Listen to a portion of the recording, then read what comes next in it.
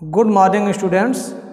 कल हम लोगों ने पढ़ा था प्रथम स्वतंत्रता संग्राम अर्थात 1857 की जो क्रांति थी अंग्रेज़ों के खिलाफ़, वो किस प्रकार से शुरू हुई, कहाँ से शुरू हुई और कहाँ कहाँ पर इसमें विद्रोह हुआ। आज हम लोग अध्ययन करेंगे कि 1857 की जो क्रांति थी उसका विस्तार तो था, किंतु ये क्रांति सफल न हो सकी और इस क्रांति के बाद अंग्रेज भारत पर पूरी तरह से और काबिज हो गए। क्या कारण थी कि ये क्रांति असफल हो गई? क्रांति के कारणों को अगर आप देखेंगे तो इससे साफ पता चलेगा कि भारतीयों ने बड़ी वीरता से अंग्रेज़ों के विरुद्ध ये लड़ाई छेड़ी थी, फिर भी उन्हें आशातीत सफलता नहीं मिली। आशातीत सफलता क्यों नहीं मिली? इसके कई कारण थे, जिनके कारणों के बारे में हम लोग जानेंगे। इसमें पहला है, इस संग्राम की असफलता का मुख्य कारण भारतीयों में समन्वय का अभाव होना था। कुछ प्रांतों के शासकों ने तो अपने राज्यों की सुरक्षा के लिए अंग्रेज़ों का साथ दिया, प्रमुख रियासतों के राजाओं का सहयोग न मिलना भी असफलता का प्रमुख कारण था। यदि इंदौर, ग्वालियर और हैदराबाद के नरेश क्रांतिकारियों का साथ देते तो शायद स्थिति कुछ और होती।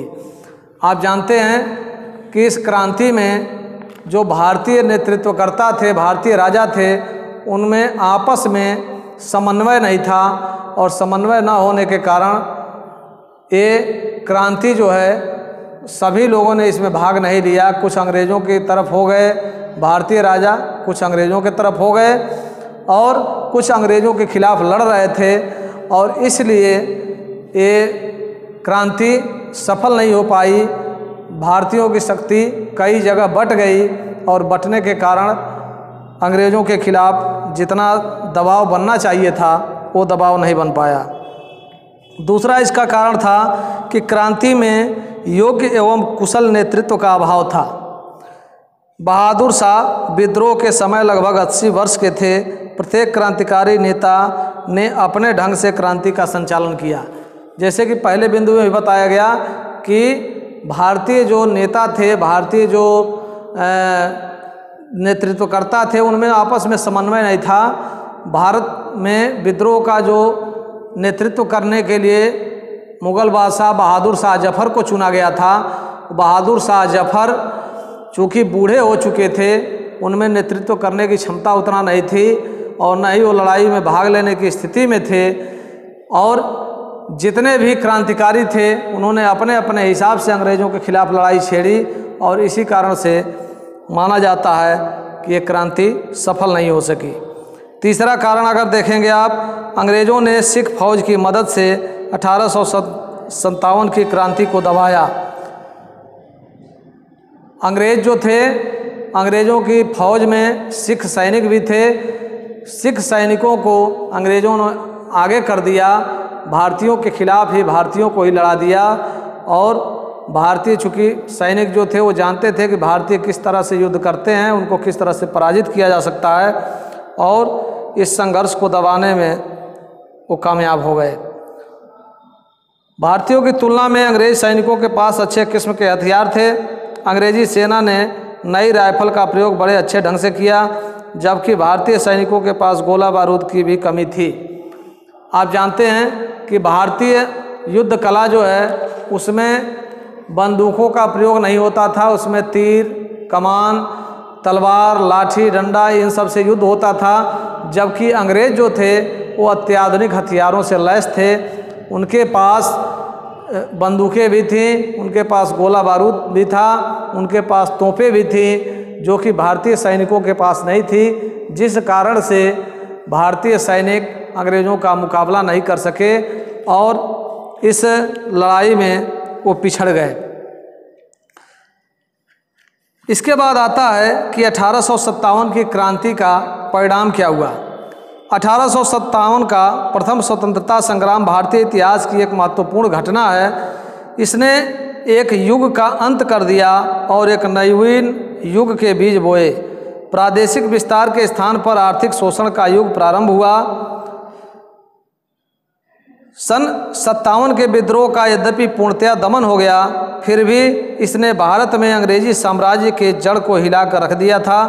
दोबारा सन 57 जैसी घटना न हो तथा ब्रिटिश शासन को व्यवस्थित एवं सुदृढ़ करने के लिए महारानी विक्टोरिया ने 1858 में अपने घोषणा पत्र में कुछ महत्वपूर्ण नीतियों का उल्लेख किया।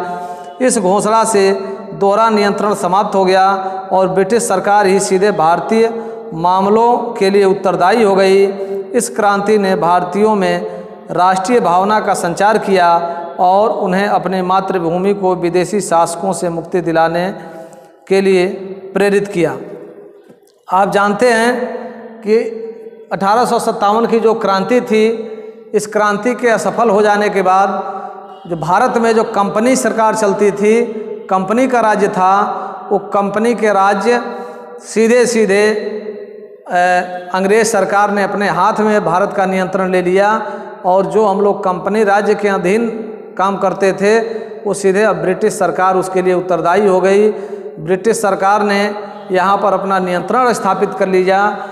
1857 की क्रांति दोबारा न पनपे, दोबारा कहीं विद्रोह ना हो, इसके लिए ब्रिटिश सरकार ने तरह तरह के नियम कानून भारत में लागू किए। भारतीयों को संतुष्ट करने की कोशिश की गई और उसी सिलसिले में जो महारानी विक्टोरिया थी उन्होंने एक घोषणा पत्र जारी किया और उसमें अंग्रेज कंपनी से शासन को ब्रिटिश सरकार के हाथों में ले लिया और साथ ही जो दमन की संभावना जो बची थी स्वतंत्रता प्राप्त करने की, लड़ाई लड़ने की, उसको समाप्त करने के लिए अंग्रेज़ों ने हर संभव कोशिश किया। लेकिन इस क्रांति ने पूरे देश के लोगों को जगा दिया। सभी स्वतंत्र होने की इच्छा अपने मन में पालने लगे और धीरे धीरे राष्ट्रीय भावना का विकास शुरू हुआ, जो कि आगे चल के कई संगठनों में परिवर्तित हुआ। कई लोगों ने अंग्रेज़ों के खिलाफ विद्रोह छेड़ा और ये क्रांति धीरे धीरे बढ़ते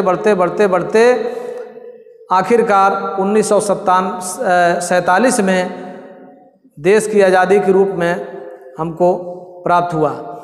लेकिन इसके आगे भी हम लोग और अध्ययन करेंगे कि जब ब्रिटिश कंपनी के से ब्रिटिश सरकार के पास जब शासन सत्ता भारत का चला गया तो ब्रिटिश सरकार ने भारत में क्या क्या सुधार किए, क्या क्या बदलाव किए, कैसे यहाँ के शासन सत्ता को संभाला और फिर से उसी बीच में किस प्रकार से राष्ट्रीय भावना के विकास धीरे धीरे होता रहा, किस प्रकार से राष्ट्रीय नेताओं का प्रादुर्भाव हुआ और स्वतंत्रता आंदोलन किस प्रकार से अपने चरम पर पहुंचा और स्वतंत्रता मिली। ये आगे के अध्यायों में आप पढ़ेंगे। 1857 की जो क्रांति थी उसके बाद भारत में राजनैतिक तथा आर्थिक रूप से प्रथम बार अपने लंबे इतिहास में किसी विदेशी ताकत पर निर्भर हो गया। अर्थात 57 की क्रांति के बाद जो थोड़ा बहुत मुगल सम्राट का नियंत्रण था या अन्य छोटे छोटे राजाओं का नियंत्रण था वो भी समाप्त हो गया। भारत पूरी तरह से गुलाम हो चुका था।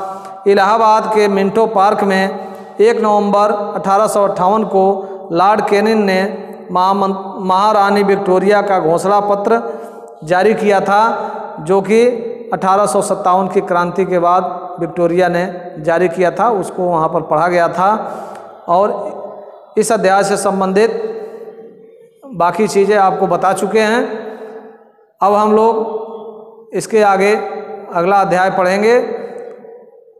आज इतना ही। इसका प्रश्नोत्तर आपको भेज देंगे, उसको अपने कॉपी में आप कर लीजिएगा। Thank you.